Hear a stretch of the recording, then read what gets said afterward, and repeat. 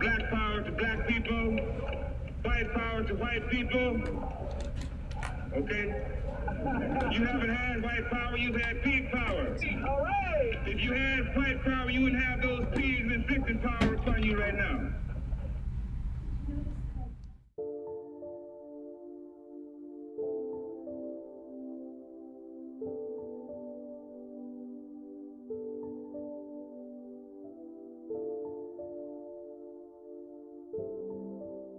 Leeward Eldridge Cleaver was born on August 31st, 1935 in Wabaseka, Arkansas. Leeward Cleaver and Thelma Hattie Robinson raised him alongside his 4 siblings. He had 2 brothers and 2 sisters. While growing up, Eldridge Cleaver's father used to abuse his mother. Young Eldridge witnessed it all, which must have profoundly impacted him as he became a delinquent as a teenager.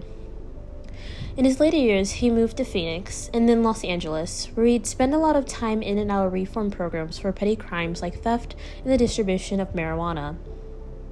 Though Cleaver also had sexual assault charges against multiple women, black and white, but claimed he would target more white women specifically to oppose the systemic racism white people caused. In one of his Soul on Ice essays, he later expresses his shame and guilt.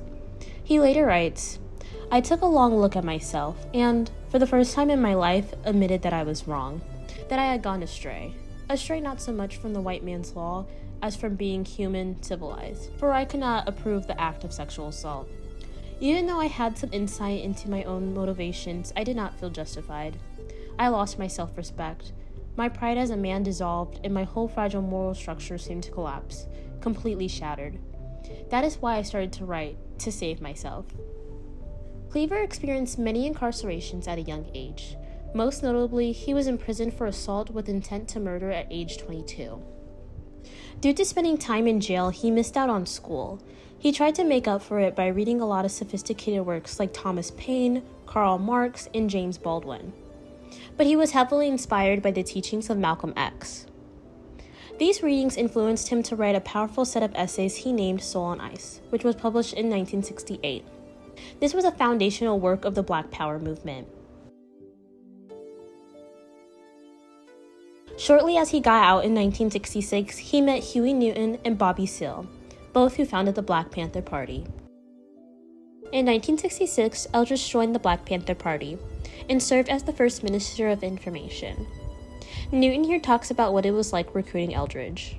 I went down there, but the real reason I'm interested because they said he was out of prison. I got on a radio station and I said, I'm going to recruit this guy because he's very articulate with needing, and he seems like to talk.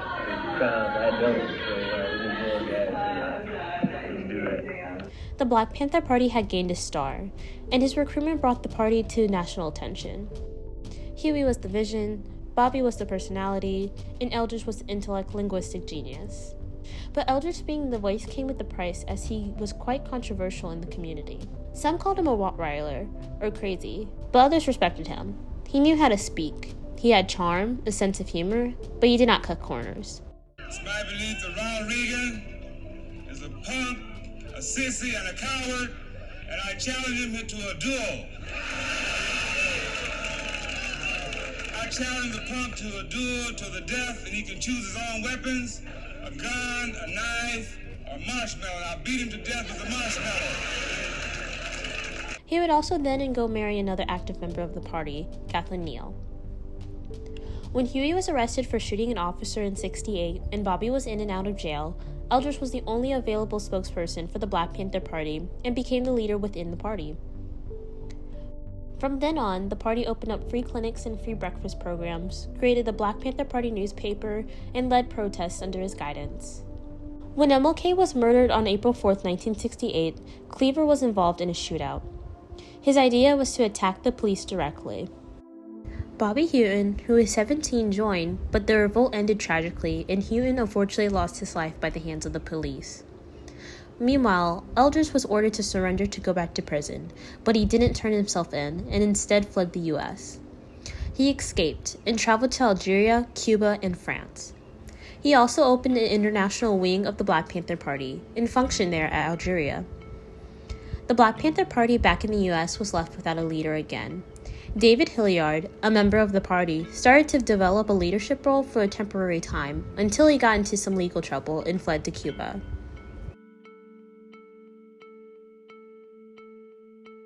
Both Newton and Cleaver eventually started to disagree on how to continue with the Black Panther Party. Eldridge endorsed revolutionary programs, while Huey Newton wanted to return to the free breakfast programs, also known as survival programs.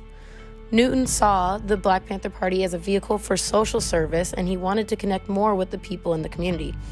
Cleaver saw the Black Panther Party as a vehicle of radical change and revolution, and wanted more bloodshed. This created a major split in the party. Eldridge, still in Algeria at the time, claims that the party is falling apart and denounced the Black Panther Party. This embarrasses Huey, and Huey gets very upset. Huey then expels Eldridge from the Black Panther Party. In 1975, Cleaver returned to the United States after 7 years.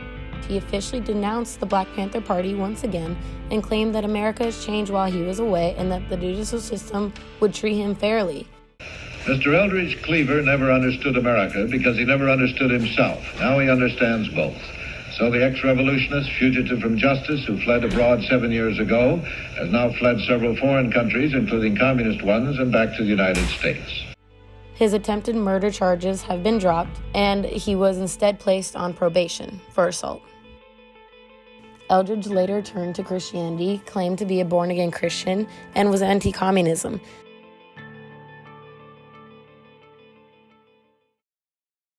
In 1986, Eldridge ran for GOP Republican nomination for a Senate seat in California, but was unsuccessful. Drugs took over his life for a while, but fortunately he was able to get sober. He later turned back into intense Christianity. On May 1st, 1998, Cleaver passed away at the age of 62 in Los Angeles, California due to cancer.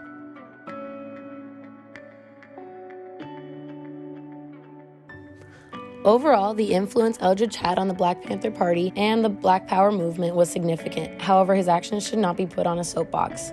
He was a convicted felon that had outrageous manic episodes, most of the time causing pain on others in the process. Despite Eldridge having these faults, he helped organize the Black Panther Party in their early years and spread messages he and leaders like Malcolm X shared. Eldridge Cleaver was a controversial, loud, aggressive leader that pushed Black Power movement agenda onto political leaders that would otherwise turn a blind eye.